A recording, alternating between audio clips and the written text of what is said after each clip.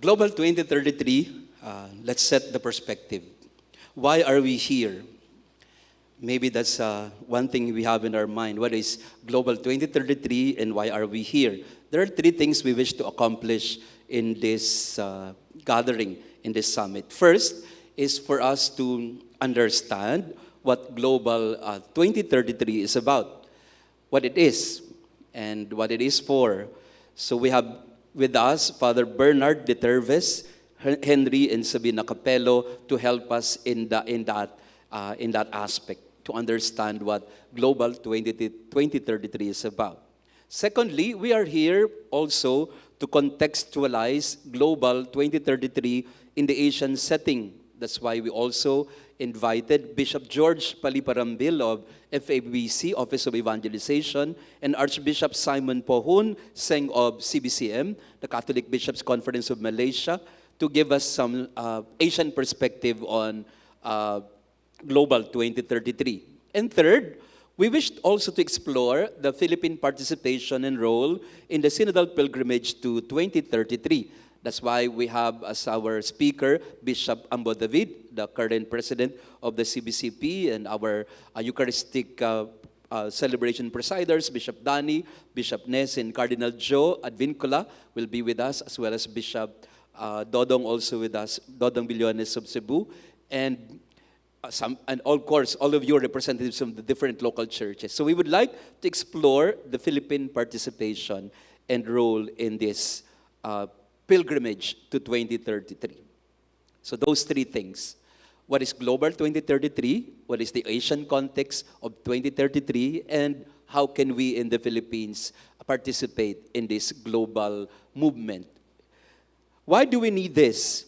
I think that's also another very important question that we need to consider. Why do we need to gather and talk about Global 2033? And I give you also three reasons why. First, we continue the legacy of 500 YOC, 500 years of Christianity, which, by the way, began with a 9-year journey for the new evangelization. Second, we would like to celebrate and anticipate the ordinary jubilee of 2025 and the extraordinary jubilee of 2033. And third, to respond to the challenges of evangelization and catechesis in our local churches. Let us begin with continuing the legacy of 500 YOC. If you remember, if you recall, we celebrated just recently the 500th anniversary of the arrival of Christianity in our islands. And we began with a 9-year journey. In 2013, Integral Faith Formation. 2014, we focused on the laity. I don't know if you can see it. 2015, we focused on the poor. 2016, the Eucharist and Family. 2017, Parish as Communion of Communities. 2018, Clergy and Religious. 2019, Youth. And 2020, Ecumenism and Religious Dialogue. And supposedly, in 2021, Missio ad Gentes. Of course, the pandemic happened, so some things have to be changed. But nevertheless, we said in our 500 YOC celebration, we cannot just settle with celebrating it.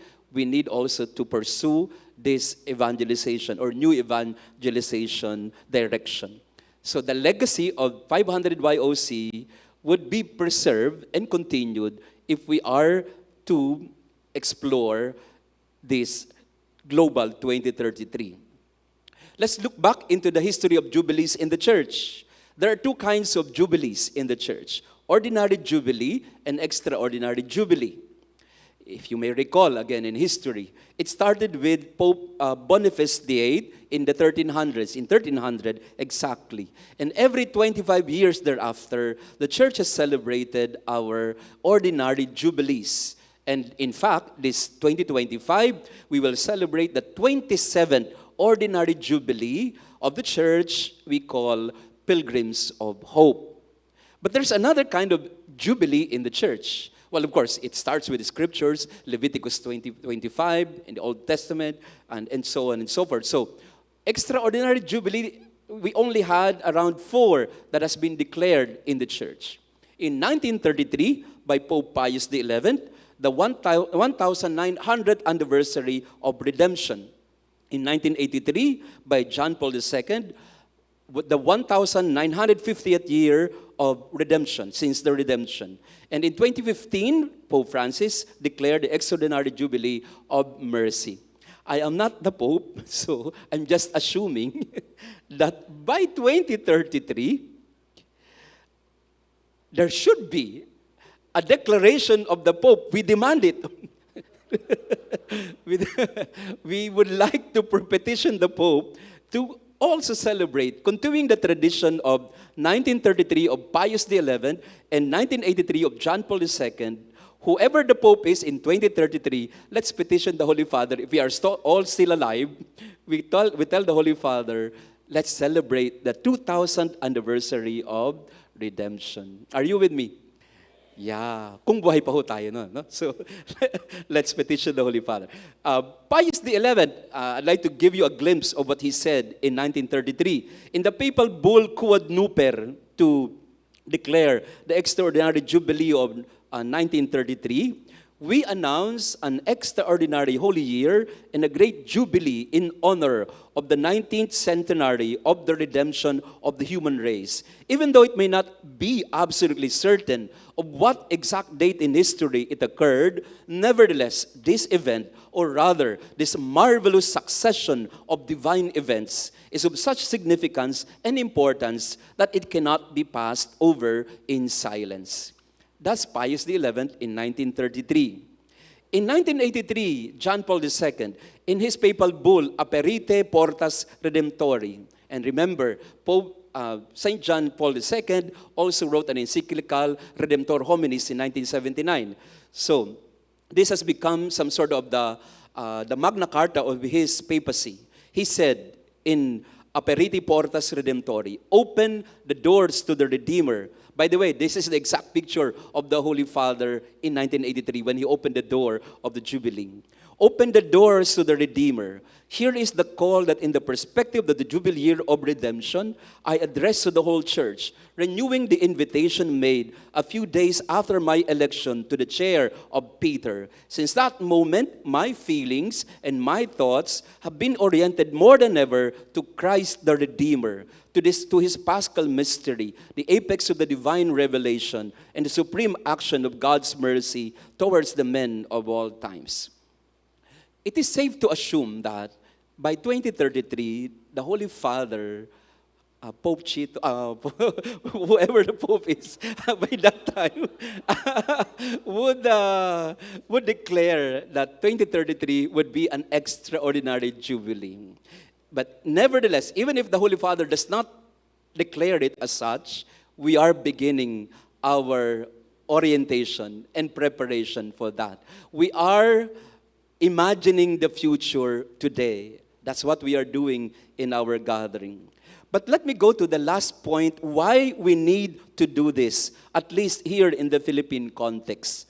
Why do we need to gather and prepare for 2033 as our some sort of direction, and so that we can create a roadmap? Let us respond to the challenges of evangelization and catechesis in our local churches. And this graph here, this table here, keeps me awake and makes me unsettled. This comes from the SWS survey from 1991 to 2021. This is a 30-year longitudinal study asking people, how often do you go to Mass or go to church in terms of religious practice? In 1991, 64% of Catholics went to church on a given Sunday. In 2021, it went down to 37%, meaning it has gone down 1% every year.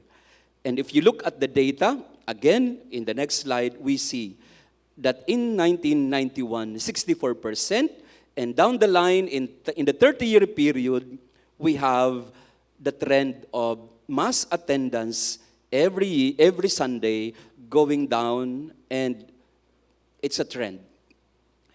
Had it been only 2 surveys, we would not, believe it right away. But if this is a 30-year longitudinal study, this is telling us something, that we are not going up in terms of mass attendance, even if our churches are full, because naturally our churches cannot accommodate everyone if they go to church on a given Sunday. But the truth of the matter is, it has been going down ever since, 1% every year. Add to that is the recent study of CBCP ECHE, which is now ECHEC. In the National Catechetical Study of 2021, we find in this table the insights and key findings of studying the Filipino catechists. I don't know if you can see it, but the key findings of the research of CBCP ECHE at that time in 2021, catechesis in the Philippines is an aging ministry. The average age of catechists is 52 years old. In Manila, I think it's 55 years old.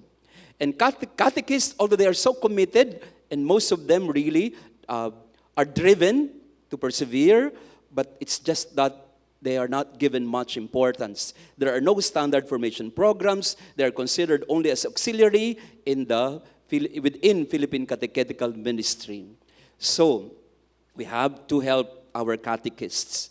And if we are to raise more catechists, then we need to talk about it very seriously. Last point. So how do we proceed in our summit? We will not give answers. We will not even give you definitive conclusions. Definitely, we are here because we would like to dream together. Let us dream for a better future in the church, like Pope Francis. Let us try to listen to each other, listen to the Holy Spirit, discern where the Holy Spirit is leading us, and let us act accordingly. We also would like to propose initial ideas and plans for our 2033 roadmap. We would like to connect and collaborate, synergize, initiate synodal consultations with all stakeholders of evangelization and catechesis. That's why you are seated in different groups, because we would like those tables to be tables of connection. Connect with each other because you all come from different institutions and local churches. And lastly, we would like to draft a manifest or a mission statement and commitment for Jubilee 2033 that we hope to submit to the CBCP, especially the CBCP Commission on Evangelization and Catechesis, and hopefully to be brought to the attention of the CBCP plenary. And hopefully, this small group here would like to initiate and catalyze a process of evangelization from 2025 to 2033, a 9-year journey to supplement the 9-year journey in preparation for 500 YOC. So look at this picture. Our fulcrum is the 500 YOC. We prepared for 9 years before it. Why not continue the legacy of 500 YOC from 2025 to 2033? So that is our perspective for this summit. Thank you, one and all.